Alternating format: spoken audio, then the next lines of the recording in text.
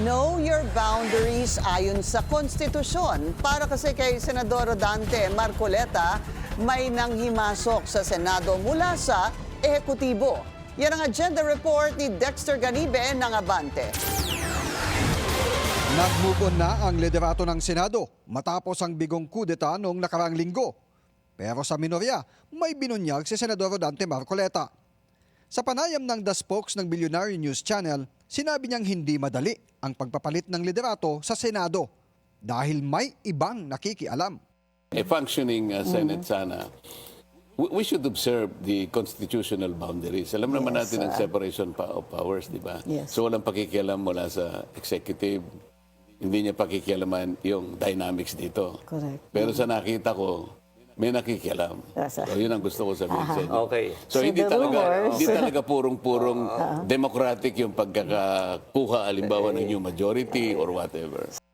Hindi man niya pinangalanan kung sino, pero naging maugong sa Senado noong nakarang linggo na isang opisyal umano mula sa Malacanang ang tumawag daw sa isang senador para iatras ang suporta sa kudeta.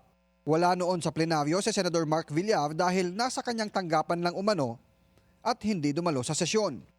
Habang nakuna ng Billionaire News Channel na umalis sa plenaryo matapos ang roll call ng attendance at umakyat sa kanyang opisina si Senador Jinggoy Estrada.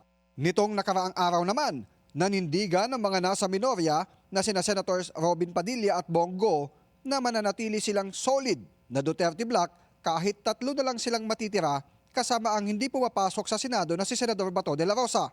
Nauna na kasing lumutang ang kanilang mga pangalan na maaring lumipat sa mayorya.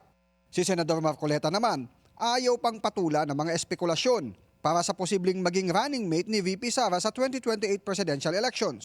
I'm only a 7-month senator of the Republic. Sir, You might be, parang CPRD. pinakakain mo ako ng solid na eh. Alam mo, infant pa ako eh. Solid ba pakakain mo sa infant? Binigyang linaw naman niya ang kanyang pahayag sa Commission on Appointments na i-give up na lang ng Pilipinas ang Kalayaan Island Group. Ang premise ko nga, Senator sabi ko, ipamigay, Kapitan, we have to defend and Yes, protect what is ours, what is legally ours. Correct. Sasamahan kita dyan. We will have to defend it to the last drop Including of our blood. the KIG. We are referring to the KIG. Yes. Hindi nila kinuha yun. Ang kinuha lang nila yung pick na sinabi ko na paano mo gagawin yun without giving it up. I did not say that we will give it up. Why should we give it up? Atin yun eh. Ngayong araw, inaprobahan ng Kalayaan Municipality ang resolusyong hihiling sa Commission on Appointments na i-strike out sa official transcript o record ng CA ang give up KIG statement ni Marcoleta.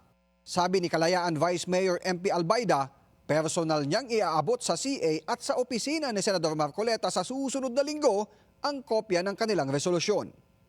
Para sa agenda, Dexter Ganibe, Abante. Mag-follow sa aming mga social media accounts at mag-subscribe sa aming YouTube channel para sa pinakahuli at eksklusibong mga balita.